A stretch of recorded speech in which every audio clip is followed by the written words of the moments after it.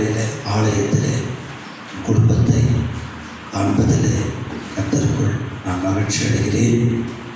சபை குடும்பங்கள் ஆங்காங்கே சிதறி கிடந்தாலும் அந்த சிதறி இருக்கிற எல்லோரையும் தேவன் நிச்சயமாய் கூட்டி சேர்ப்பேன் என்று சொல்லி இந்த மாதத்தில் வாக்கு பண்ணியிருக்கிறார்.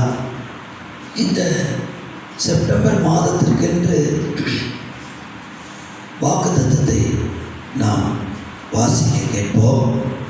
1 ராஜாக்களின் புஸ்தகம் 18ஆம் அதிகாரம் 41ஆம் வசனம்.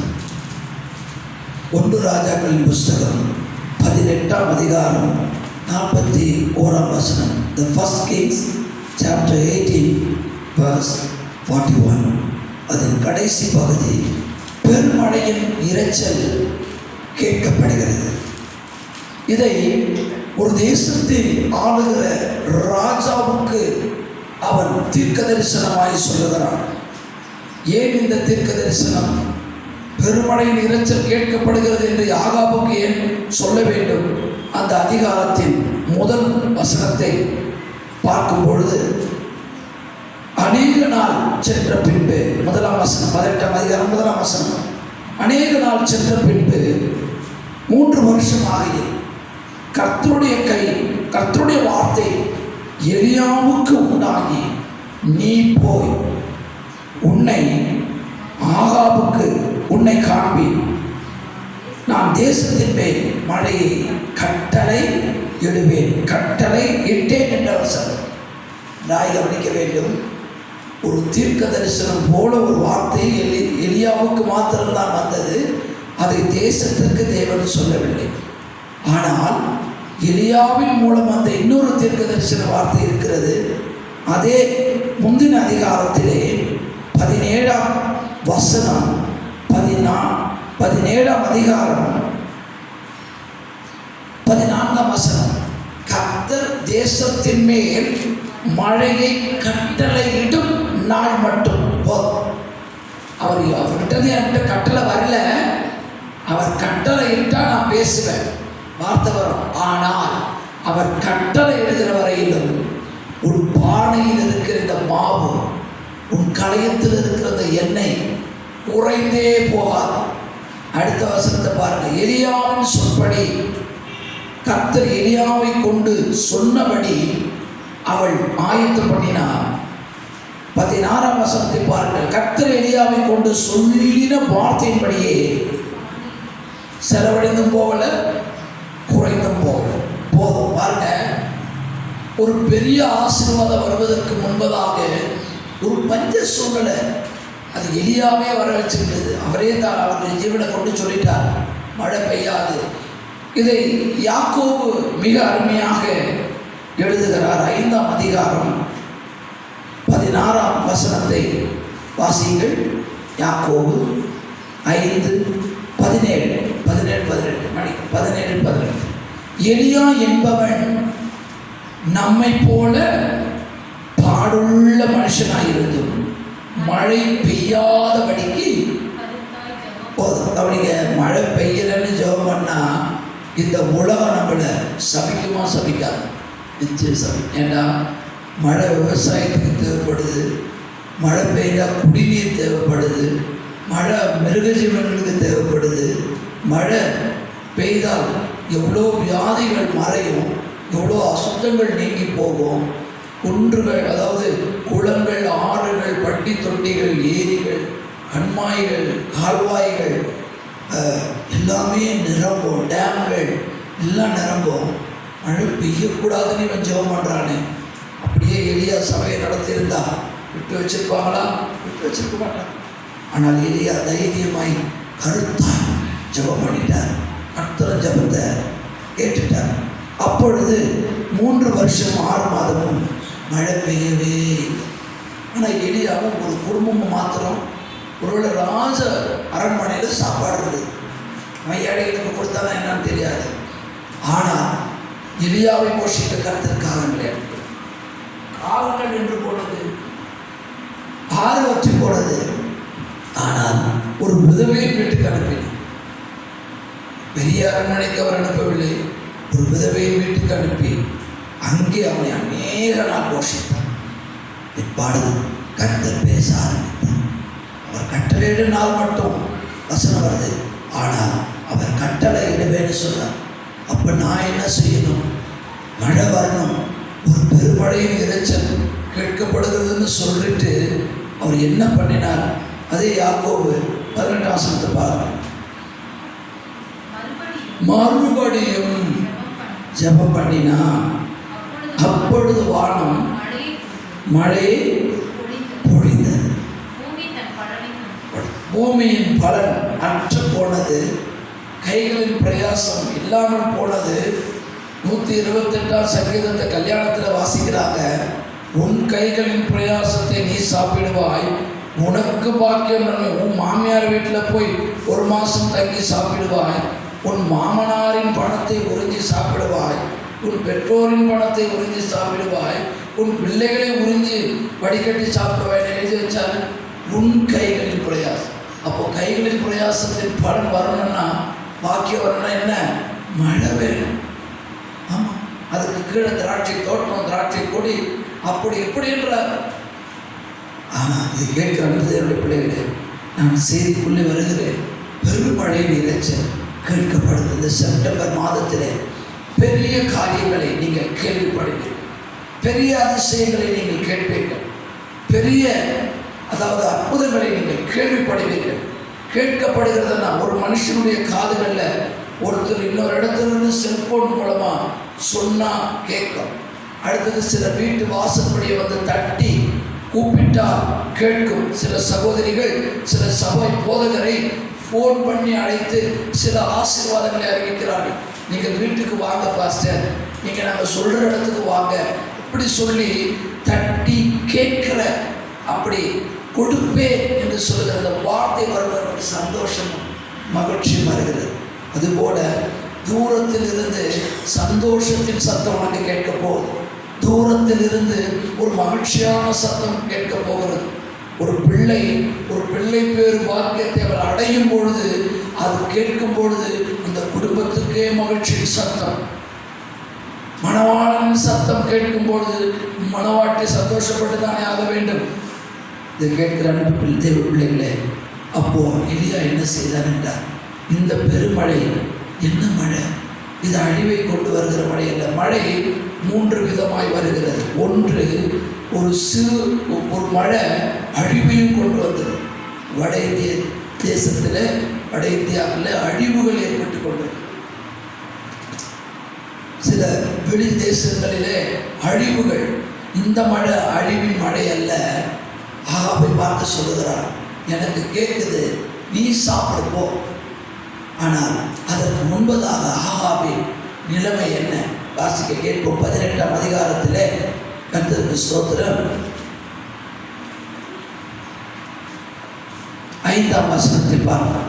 ஆகாப் உபதியாவை பார்த்து, நீ தேசத்தில் இருக்கிற எல்லா நீரூற்றுகளிடத்திலும் எல்லா ஆறுகளிடத்திலும் போ. நாம் சகல மிருக ஜீவன்களையும் சாகக்கூடாமல் குதிரைகளையும் கோவில் கழுதைகளையுமாவது உயிரோடு காப்பாற்றும்படிக்கு நமக்கு புல் அகப்படுமா என்று பார். அப்படியே தேசத்தை சுற்றி பார்க்கும்படி அதை பகுத்து கொண்டு ஆகாப் ஒரு வழியாய், உபதியா வேறொரு வழியாக. இந்த நேரத்தில் தான் எலியா உபதியாவை சந்திக்கிறார். நான் ஆகாவை பார்க்க வேண்டும், நீ போய் ஆகாவுக்கு சொல்லு, எலியா வந்திருக்கிறான். உபதியா பயப்படுறான். இப்போதான் உங்களெல்லாம் கொள்ள வேணும்னு சொல்லி அவங்க கவனம் கட்டிட்டு இருக்கிறாங்க. இந்த நேரத்தில் என்ன போய் காரணம், திடீர்னு ஆண்டவர் உன்னை வேறு இடத்துக்கு ஷிஃப்ட் பண்ணிடுவார், வேறு இடத்துக்கு ட்ரான்ஸ்ஃபர் பண்ணிடுவார். நான் வந்து பார்த்தா, அவன் வந்து பார்த்தா எலியாவை காரணம் பண்ணி போய் சொல்லி என்னை கொண்டு போடுவான்.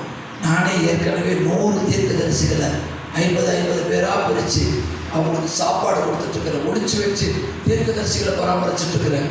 என்ன, நான் ஆண்டவனுக்கு பயந்து நடக்கிறவன்னு தெரியும். என்னோட இல்லை, நீ போ, நான் அங்கே தான் இருப்பேன். எலியா கர்த்தருடைய வார்த்தைப்படி ஆகாபுக்கு தன்னை காண்பித்தான்.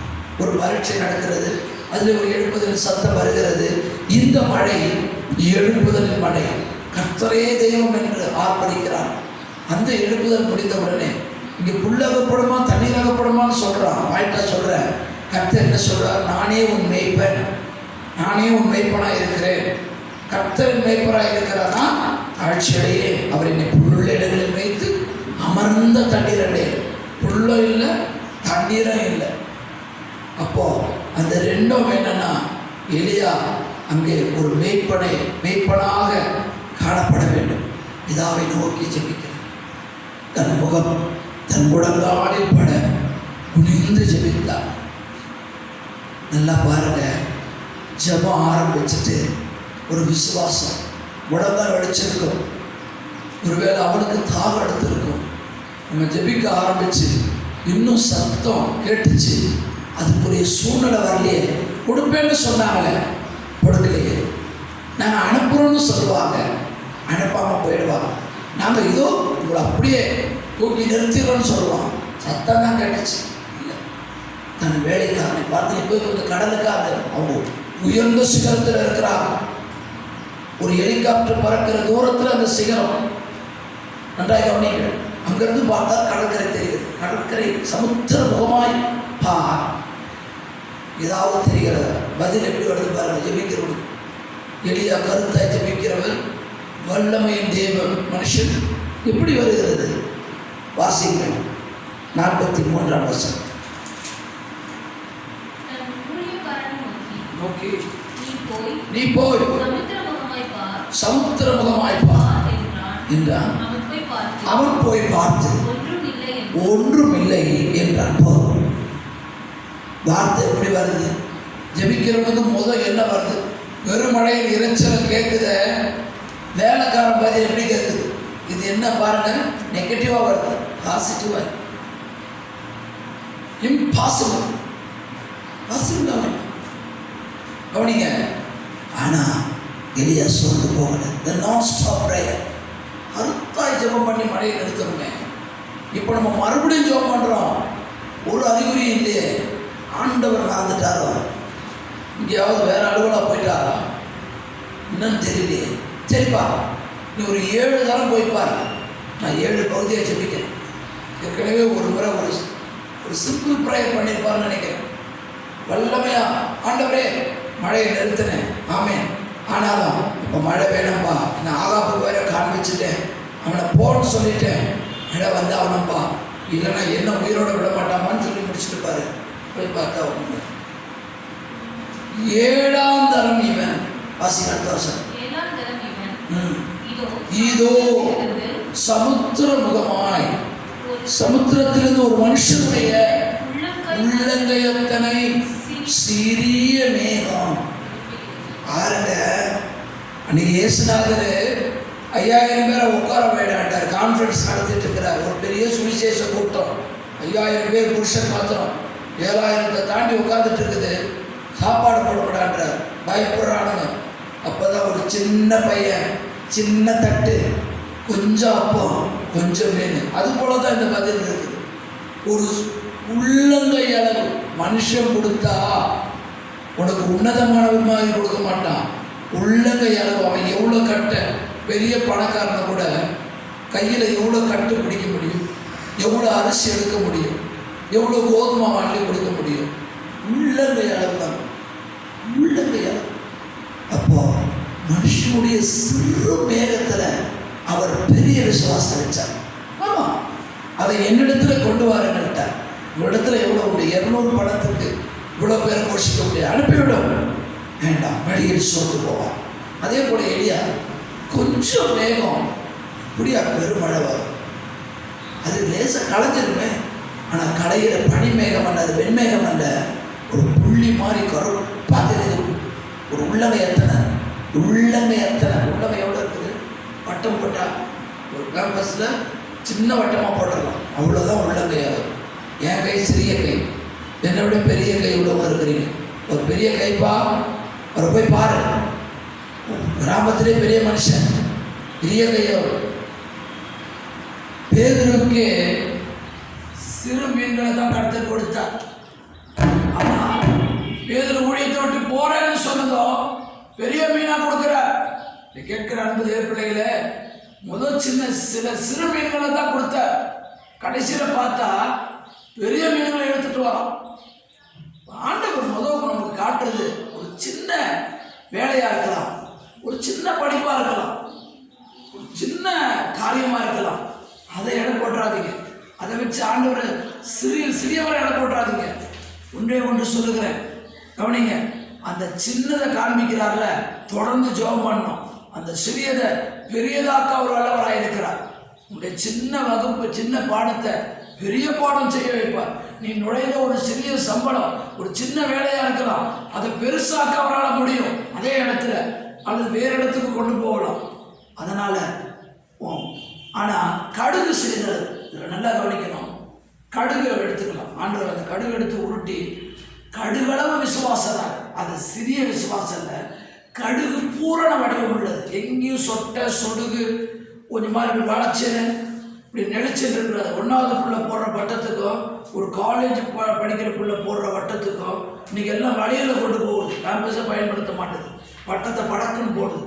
அதனால அப்படி தடுமாறி நம்ம போட்டோம். அதுபோல பூரண வடிவம் இல்லை, கடுகளவு விசுவாசம் இருந்தா நீ மலையே பெயர்க்கலான்ட்ட. இவங்க மலை மேலே ஜெபம் பண்ணுகிறாங்க. அப்போ இவங்க விசுவாசம் எப்படி பூரணமாக இருக்கணும் இல்லையா? போன்ட்ட சரி, அவனை போயிட்டு சொல்லு. மறுபடியும் சொல்கிறாரு, அவன் சாப்பிட பக்கத்து குன்றுக்கு போயிருக்கிறான். அவனை ரதத்தை எடுத்துன்னு போயிட சொல்ல, அவனுடைய வெஹிக்கிள் எடுத்துன்னு அவனை போயிட சொல்லிட்டேன். ஓன உடனே 45ஆம் வசனத்தை பாருங்க. அதற்குள்ளாக, எப்படி எதற்குள்ளாக? ஜெபித்து முடிப்பதற்குள்ளாக. தீர்க்க தரிசனமா சொல்லி முடிக்க போற இன்னும் 2 காரியம் கவனிங்க. ஜெபித்து முடிப்பதற்குள்ளாக வானம், சொல்லுங்க, மேகங்களினாலும் காற்றுகளினாலும் கருத்து பெருமழை உண்டாயிற்று. அங்க பெருமழையின் இறைச்சல் உண்டானது கேட்டுச்சு. கொஞ்ச நேரத்தில் ஜெபம் பண்ணி முடிக்கிறதுக்குள்ள, அவன் சாப்பிட்டு முடிக்கிறதுக்குள்ள 7 தரம் வேலைக்காரன் போய் பார்த்தான். அவன் ஜோபேரி கிடையாது, நல்ல அசிஸ்டன்ட். 7 தரம் போய் பார்த்துட்டான். இவனும் 7 தரம் விழுந்து விழுந்து முழங்கால் பட, இஸ்லாமியர்கள் நான் கவனித்திருக்கிறேன், தன் முழங்காலில் முகம்பட தாழ விழுந்து ஜெபிக்கிறார்கள். பழைய ஏற்பாட்டு பரிசுத்தவான்கள் இன்றைக்கு சேரில் நம்ம உட்கார்ந்து இருந்தாலும் முழங்கால் படிட்டு இந்த பெந்தகோஸ்தே சபையில் ஜெபிக்கிறார்கள். நான் ரோமன் கத்தோலிக்கில் இருந்து ரட்சிக்கப்பட்டு வந்தவன். கீழே மெத்த மாதிரி போட்டிருப்பாங்க, அதிலேயே நான் முழங்கால் படியிட மாட்டேன். கொஞ்ச நேரத்தில் படக்குன்னு எழுந்து உட்காந்துருவோம். நானும் எங்கள் அப்பாவும், சகோதரிகள் வரிசையில் எங்கள் அம்மா பிள்ளைகள் இருப்பாங்க. டபக்குன்னு எழுந்து உட்காந்துருவோம். குருமார் வர்றப்போ எழுந்து அடிக்கடி எந்திரிக்க வைப்பாங்க, அந்த உட்கார வைப்பாங்க. ஏன்னா தூக்கம் வந்துடும். நான் தப்பாக சொல்லலை, கவனிங்க. தூங்கிடுவாங்களோன்னு எக்ஸசைஸ் கொடுத்தாங்க. ஆனால் பெந்தகோஸ்தேல நேர் முழங்காலில் நின்று அதிக மணி நேரம் ஜெபிக்கிற தேவ பிள்ளைகள் இருக்கிறார். பணிந்து குனிந்து ஜெபிக்கிற பிள்ளைகள் இருக்கிறார். நம் தேவனை பணிந்து கேட்டாதான் அவர் குனிந்து நம்ம தொட தன் உடலையே வளைந்து கொடுப்பார். ஆரம்ப படுக்கை விழுந்தவன படுக்கை எடுத்துட்டு போனார். ஆனால் பேதுருவின் மாமியை தொட்டு குனிந்து சுகமாக்குகிறார். கர்த்தருக்கு ஸ்தோத்திரம். இதை கவனித்து பார்க்கும் பொழுது அதற்குள்ளாக நீ வேண்டிக் கொள்ள தொடங்கின பொழுதே கட்டளை வெளிப்பட்டுருச்சு. தானியேலை குறித்து கேப்ரியல் தூதன் சொல்லுகிறான், உன் வேண்டுதல் கேட்கப்பட்டது. சகரியாவுக்கு கேப்ரியல் தூதன் வந்து சொன்னான். அப்ப இதெல்லாம் எப்படி நடக்குது? இந்த வேலைக்காரன் எலியாவுக்கு ஒரு தூதனாக இருந்தான். திருமலையின் இறைச்சலை காதல கேட்டவர் அந்த தரிசனத்தில் சொல்லல, எனக்கு கேட்குதுன்றார். அப்பவே சடனா நடக்குது. இது கொஞ்ச நேரத்தில் பெருமழையை கொடுத்தார். இது எப்படிப்பட்ட மழைனா, எசேக்கியேல் 34:26 இவ்வாறாக சொல்லுகிறது, இது ஆசீர்வாதமான மழை. என்ன மழை? ஆசீர்வாத மழை. உன் மேட்டின் சுற்றுப்புறங்களை நான் ஆசீர்வாதமாக்கி என்ன செய்வேன்? நான் ஒரு மழையை பெய்ய பண்ணுவேன். ஆசீர்வாதமாக்கி ஏற்ற காலத்தில் மழையை பெய்ய பண்ணுவேன். அந்த மழை சாபத்தை கொண்டு வர, அழிவை கொண்டு வர மழை இல்லை. The showers of blessing, அது ஆசீர்வாதமான மழை. ஒரு பாடலை கேட்டுக்கொண்டிருந்தேன். விசுவாசம் பாஸ்டர் அவருடைய மனைவி இந்த வீடியோவில் அந்த பாடலை பாடுறார். அவனுக்கு ஆசீர்வாத மழையை என்பேன் வாருமே பொழியுமே என்று. அந்த ஆசீர்வாதமான மழையை பெய்ய வைக்க போகிறார் இந்த மாதத்தில். தைரியமாயிருங்க. ஒரு உள்ளங்கை எத்தனை மாசம் 10 தேதியில் காட்டுறாருன்னா ஜபத்தை விட்டுறாத. 10ஆம் தேதியிலிருந்து ஜபம் பண்ண 20ஆம் தேதிக்குள்ள கூட மழை வந்துடும் இல்லையா? கவனிங்க, ஆசீர்வாதமான மழை. இந்த மழை எழுப்புதலையும் குறிக்குது. சொல்லி முடிச்சிடுறேன், நம்ம வேகமாக நாம் கடந்து போக வேண்டும். கர்த்தர் நல்லவர். மீகா தீர்க்கதரிசன புஸ்தகம், மீகா யோனாவுக்கு அடுத்த புஸ்தகம் மீகா 2ஆம் அதிகாரம் 12, 13 வசனங்களை வாசிக்கும் பொழுது இந்த மழையை குறித்து நாம் ஆவிக்குரிய அர்த்தத்தில் பார்க்கலாம். முதலாவது ஆவிக்குரிய அர்த்தத்தில், அதாவது தேவைகள் சந்திக்கப்படுகிற காரியங்கள். இரண்டாவது ஆசீர்வாதமாக மாறுகிற காரியங்கள். இப்போ அவர் என்ன சொல்றாருன்னு பாருங்க, வாசிங்க. யாக்கோபின் ஜனங்களே 2:12, உங்கள் எல்லாரையும் நான் நிச்சயமாய் கூட்டுவேன், மீதியானவர்களை சேர்ப்பேன். இரண்டாவது. மூணாவது, போஸ்ராவின் ஆடுகளை போல் அவர்களை ஏக கூட்டமாக்குவேன். போதும், கவனிங்க. இங்கே ஒரு இரைச்சல் சத்தம் கவனிக்கணும். அது பெருமழையின் இரைச்சல். இது 2வது இரைச்சல். 3வது இரைச்சல் சொல்லி சீக்கிரம் முடிச்சிடும். இது 2வது இரைச்சல் என்னன்னா, 5 பேரை 10 பேரை நீ ஒரு 20 பேருக்குள்ளாக வச்சு கொட்டடிச்சு சபை நடத்தணும் இல்லையா? இனி பயப்படாத. செதறி இருக்கிற எல்லாரையும் அவரே சொல்றாரு, யாக்கோபின் ஜனங்களே, உங்கள் எல்லாரையும், ஒருத்தர் இல்லை, உன் குடும்பத்தில் இருக்கிற எல்லாரையும், உன் ஊரை சுற்றி இருக்கிற எல்லாரையும், உன் கிராமத்தை சுற்றி இருக்கிற எல்லாரையும், உன் பஞ்சாயத்தை, ஊராட்சி ஒன்றியத்தை, உன்னுடைய பேரூராட்சியை சுற்றி இருக்கிற எல்லாரையும் நான் என்ன செய்ய போறேன்? நிச்சயமா கூட்டுவேன். The surely, அதாவது blessing, the surely multiplying என்றார் இல்லையா? எபிரேயர் 6:14, உங்களை நிச்சயமாகவே ஆசீர்வதித்து உங்களை பெருகவே பெருக பண்ணுவேன். அப்போ என்ன அர்த்தம்? அது ஒரு ஷியோர். இந்த வசனம் தான் எனக்கு கூடிய ஆரம்ப காலங்களில் ஒரு அதிகமாக கொடுத்தார். அது நடக்கும். நிச்சயமாக ஆசீர்வாதமான மழை நிச்சயமாக உண்டு. நிச்சயமாக ஒரு பெருக்கமும் உண்டு. கர்த்தர் நல்லவர். இப்போ என்ன சொல்றார் பாருங்க, கூட்டுகிற சேர்ப்ப, அதை ஏக கூட்டமா ஒரே சிந்தையுள்ளவனா இருப்பான். நான், நீ, அவன், இவன், படித்தவன், படிக்காதவன், ஏழை, பணக்காரன், பேதை, ஞானி, உயர்ந்தவன், தாழ்ந்தவன், இந்த மாதிரி சத்தம் இருக்காது. அது ஏக கூட்டமா இருக்கும். அது கிடையாது. அது ஏகமா பாருங்க. உள்ளங்க எத்தனை மேகம் ஒரே ஏக கூட்டம் ஆயிடுச்சு. அந்த ஸ்பிரிச்சுவல் மைண்ட்ல, ஆவிக்குரிய மனதில் நீங்க சிந்திச்சு பார்க்கணும். இவர் பேசுறாரு, இவர் தியானித்து இருக்கிறார், இது நமக்கு புரியலே நினைக்காதீங்க. நீங்க நல்லா ஆழமா அந்த சத்தியத்தை வீட்டு பாருங்க. அதை ஏக கூட்டமாக அந்த மேகங்களை கூட்டி சேர்க்கிறது யாரு? காற்று. அப்ப இதை பரிசுத்த ஆவியானவருடைய காற்று என்ன செய்யுது?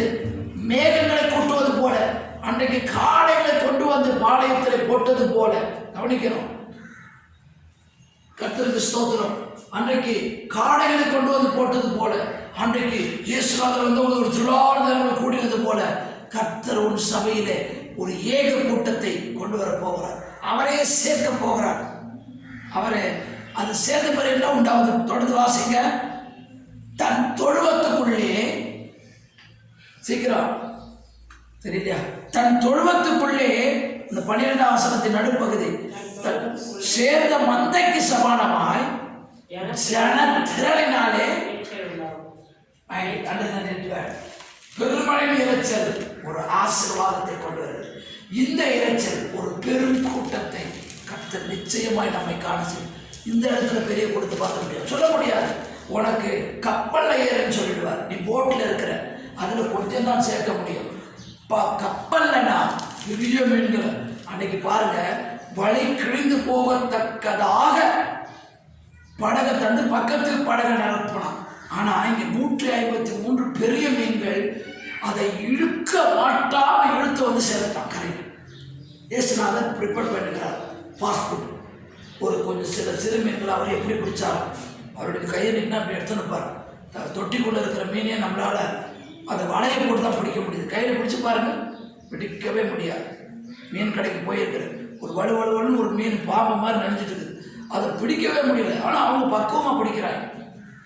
அதுபோல இயேசுநாதரை பிடிச்சி ப்ரிப்பேர் பண்ணுறதுக்குள்ள யோவான் 21ஆம் அதிகாரத்தில், லூக்கா 5ஆம் அதிகாரத்தில் சிறிய மீன்களை கொடுத்தவர், லூக்கா 21ஆம் அதிகாரத்தில் நான் போங்கப்பான்னு எல்லாம் மீன் பிடிக்க போட்டுமே, கடைசியில் வந்து அவங்க இந்த கரையில் கண்டுபிடிச்சி அவர் கர்த்தர்ன்றதை காண்பித்து அவங்களுக்கு பெரிய மீன்களை தந்தார்.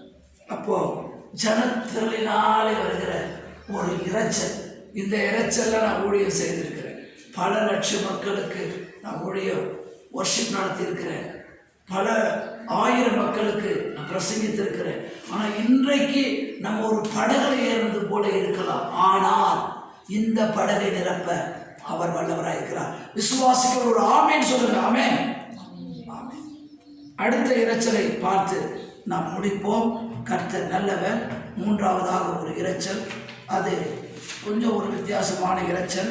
இதுக்கும் கவனமாக இருக்கணும். ஒரு 2 சாமுவேல் புஸ்தகம் பெருமழையின் இரைச்சல், ஏக கூட்டமாக்குற ஜனத்தரலின் இரைச்சல். இந்த இரைச்சல் என்னன்னு பார்ப்போம். 2 சாமுவேல் 5ஆம் அதிகாரம் 24ஆம் வசனத்தை வேகமாக வாசிங்கன்னா வாசிங்க, இல்லை நானே வாசித்தேன். 23ஆம் வசனம் 24ஆம் வசனம் வாசிங்க. தாவீது கர்த்தரிடத்தில் விசாரித்ததற்கு அவர், நீ நேராய் போகாமல் அவர்களுக்கு பின்னாலே சுற்றி முசுக்கொட்டை எதிரே இருந்து அவர்களுக்கு, முசுக்கொட்டை செடிகளுக்கு எதிரே இருந்து அவர்கள் மேல் பாய்ந்து முசுக்கட்டை செடிகளின் நுனிகளிலே செல்லுகிற இரைச்சலை நீ கேட்கும் பொழுது. ஏன் அந்த இரைச்சல் வந்துச்சு? இது ஏன் இரைச்சல் வந்துச்சு? முன்னால் யார் போகிறது? வாசிக்க தொடர்ந்து கேட்கும் பொழுது சீக்கிரமா நீ எழும்பி போ. ஆனா கவனிங்க, நீ வேலைக்கு சீக்கிரமா எழும்பி போ. அந்த இன்டர்வியூக்கு நீ எழும்பி துதிக்கும்படி போ, சபைக்கு ஜெபிக்கும்படி போ, நீ அந்த ஆசீர்வாதத்தை சோதரிக்கும்படி போ, தேசம் மட்டும் போ. ஆனா யார் முன்னால போறா? வாசி, தொடர்ந்து வாசி. அப்பொழுது பெலிஸ்தியரின் பாளையத்தை முறியடிக்க கர்த்தர் உனக்கு, அதான் அதை இறைச்சது. முன்னால போறவர் யாரு? சிங்கம் சீரியல் போகுதுதான். அப்படியே செடிகள்லாம் ஆடும், வனாந்திரத்தில் மண் புழுதி உண்டாகும். டிஸ்கவரி சேனல் தமிழில் பார்க்குறீங்க, சில பேரில் நேஷனல் சேனல்ஸ் ஏதோ இதெல்லாம் பார்க்குறீங்க மிருகஜீவனை பற்றி. அது ஒரு கன்றை பிடிக்க யுத்தத்துக்கு போகிறது போல போகும். ஒரு இறைக்காக, நீங்க இறைக்காக அப்படி அல்ல. அந்த இறைச்சலை கேட்கும் பொழுது, இந்த சண்டை ஏற்கனவே வந்துருச்சு வெளிசர்கிட்ட. அப்போ விசாரித்தாரு, நீ முறியடிப்போ உன் கையில் கொடுப்பனாலும் அடிச்சு துரத்திட்டான். திரும்பவும் பிரச்சனை வரையா? கிறிஸ்தவனுக்கு ஒரு பிரச்சனை தானா? பல பிரச்சனையா? நாங்கள் எப்பக்கத்தில் நெருக்கப்பட்டும் ஒடுங்கி போகிறதில்லை, நாங்கள் துன்பப்படுத்தப்பட்டும் மனம் முறிவடைகிறது. ஏன்னா எங்கள் கூட இருக்கிறது ஒரு பெரியவர். அதான் பவுலுடைய விசுவாசம். 2வது வர சண்டை 22ஆம் வசனத்தில். முதல் வந்த சண்டை 18ஆம் வசனத்தில் இருக்குது. இதில் நான் முன்ன போயிருப்பேன். அப்போ பாருங்க 25ஆம் வசனம். இந்த கீழ்ப்படுதல் தான் நமக்கு பெரிய மழையை, பெரிய வெற்றியை கொண்டு வரும். கர்த்தர் தாவீதுக்கு கட்டளையிட்ட பிரகாரம் அவன் செய்து, எலியா கர்த்தர் கட்டளையிட்ட பிரகாரம் அவன் செய்து. தானியேல பாருங்க, நீ வேண்டிக் கொள்ள தொடங்கிற பொழுது கட்டளை வெளிப்பட்டு விட்டது. எனக்கு பிரியமான புருஷனாகிய தானியேலே, அந்த புத்தகத்துக்கு நீ முத்திரையிடு, உன் ஜனங்கள் சிறையிருப்பிலிருந்து வருவார்கள். இதுதான் 3 வித இறைச்சலை சொல்லி முடிக்கிறேன். கவனியுங்கள், நிறைய வசனங்களுக்கு நேரம் நிறைய போயிடும். முதலாவது இறைச்சல் பெருமழையின் இறைச்சல். 2வது இறைச்சல் ஜலத்திரளினாலே உண்டாகிற இறைச்சல். 3வது இறைச்சல் முசுக்கொட்டை பூச்சிகள், அதாவது செடிகளின் நுனியிலே போகிற செல்லுகிற அந்த இறைச்சல். இந்த முசுக்கொட்டை பூச்சிகள் செடியில் அந்த பூச்சி இருக்கும், அதுக்கு பேர் தான் முசுக்கொட்டை பூச்சின்னு சொல்லுவாள். மோசமானது, வயலையே அடிச்சிடும். ஆனால் கர்த்தர் போறாரு, இவன் எழும்பி போகிறான். அவர் முன்ன போவார். உன் சத்துருக்களுக்கு முன்ன அவர் புறப்பட்டு போய் உன் சத்துருக்களின் வாயை அடைப்பார். சிங்க கெபியில தூதன் தானியேல் ஜெபித்த பிறகுதான் இறங்கி வந்தான் இருக்குது. இல்லை, அவனை போடுறப்ப தூதன் வந்துட்டான்.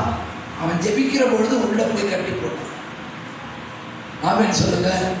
தீயில போடும் பொழுது தூதன் வந்துட்டான், உள்ள போய் உலாவிட்டு இருந்தான். ஒரு தூதனை அனுப்பி உன் சிறையிருப்பை மாற்றினான். ஒரே ஒரு தூதன். உள்ளங்க எத்தனை மேகம்னா, நான் ஆவிக்குரிய சிந்தையில பார்க்கிறேன்.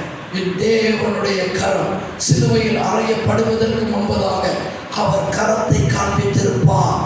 உள்ளங்கை அத்தனை மனுஷனுடைய ஒரு சிறிய மேகம் ஒரு உள்ளங்கையிலே ஒரு காயத்தை ஏற்றுக்கொண்டாரே, அந்த உள்ளங்கையிலே உன்னை வரைஞ்சிருக்கிறார்.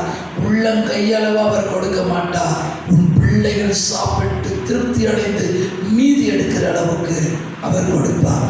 ஆகையால் ஒரு பெருமழையின் இறைச்சலை தேவன் இந்த மாதத்தில் உங்களுக்கு கட்டளையிட போகிறார். தீர்க்க தரிசனமாய் சொல்லுகிறேன், பெரிய செய்திகளை கேள்விப்படுவீர்கள். உங்களை துன்பப்படுத்த நினைக்கிற, உங்களை அவதிக்குள்ளாக்குற செய்தி அல்ல, நல்ல செய்திகள் வரும். நல்ல அமௌண்ட்டுக்குரிய செய்தி வரலாம், அல்லது சனங்கள் வருவதற்குரிய செய்தியாக இருக்கலாம், பிள்ளைக்கு கிடைத்த சுகத்தின் செய்தியாக இருக்கலாம், பிள்ளைக்காக எல்லாவற்றையும் நான் பார்த்து கொண்டேன் என்ற செய்தி வரலாம். கடந்த நாளிலே நான் என் பிள்ளைக்காக நான் உண்மையை சொல்ல தேவ சன்னதியில் ஜெபித்தேன். சாப்பாடு தான் அவங்க கண்காணிக்கிறாங்க, பிள்ளை எங்கே போவோம் இந்த ஃபீஸ் கட்டன்னு நானும் என் மனைவியுமாக அவ்வளோ ஜபத்தில் நினைக்கிறது. நானும் ஜெபித்தேன். நம்ம ஒரு வார்த்தையை நான் கண்டு சொன்னான், இதுக்காக போட்டு நீங்கள் கலக்க வேண்டாம், வேணாப்பா, எல்லாரும் அடைச்சி முடிச்சிட்டீங்கல்ல, ஆனால் நீங்கள் எதுவும் வேதனைப்பட வேணாம், கர்த்தர் பார்த்துக்கோப்பா, நான் ஜெபம் பண்ணுறப்பா. அவன் வெள்ளிக்கிழமை தோறும் வாசல் கொண்டு ஜெபம் பண்ணின பொழுது கர்த்தர் அவளுக்கு ஒரு அற்புதம் செய்திருக்கிறான். கேட்கிற தேவ பிள்ளைகளே, அவர் ஒரு அற்புதத்தை செய்ய வல்லவர். அவர் யார் உங்களை தள்ளுறாங்களோ வேண்டான்னு சொல்றவங்களை வச்சு செய்கிறவர். அதுதான் கர்த்தர். நம்மளை விட்டு சிலரை தூரப்படுத்துவார். அவங்களே நம்மளை வேண்டான்னு சொல்லுவாங்க, நம்மளை துரத்த நினைப்பாங்க. அவங்களே வந்து நமக்கு பணிகளை செய்ய வைப்பார். அவங்களே வந்து நமக்கு எல்லாவற்றையும் கொடுக்க வைப்பார். அந்த சிறு பெரிய கூட்டத்தில் அந்த சின்ன பையன் வச்சிருந்த அந்த 5 அப்பங்கள் 2 மீன்கள், திரளான ஜனங்கள். அந்த நேரத்தில் சத்தம் அமைதியாக இருந்தது. இயேசுநாதர் மாத்திரம் தான் சீசருக்கு சாப்பிட்றப்ப எவ்வளோ சத்தம் வந்திருக்கோம், எல்லாம் சாப்பிட்ருப்பாங்க. ஏன்னா பிரெட்டு வந்துட்டே இருக்குது. அதாவது அன்லிமிட்டெட் மீல்ஸ் மாதிரி ஆயிடுச்சு. ஃபிஷ்ஷஸ் கொடுத்துட்டே இருக்கிறாங்க. திருப்தி அடைஞ்சிட்டோம். அந்த ஏப்பம் வந்து முடிச்சிருச்சு. எடுத்து வைங்கடா 12 கூடையிட்டார். பந்து இருந்தவனுக்கு பசி ஆற்றினார். பணிவிடை செய்தவனுக்கு 12 கூடையை ஒரு கூட உன் குடும்பத்துக்கு எடுத்துட்டு போன ஊழியக்காரனே அவர் வெறுமையாக விடலை. ஊழியம் செய்கிற உனக்கு ஒரு கூடை அளவல் 12 கூடை எடுத்து உனக்கு கொடுப்பார். 12 சீசர்கள். கர்த்தருக்கு ஸ்தோத்திரம். கர்த்தர் நல்லவர்.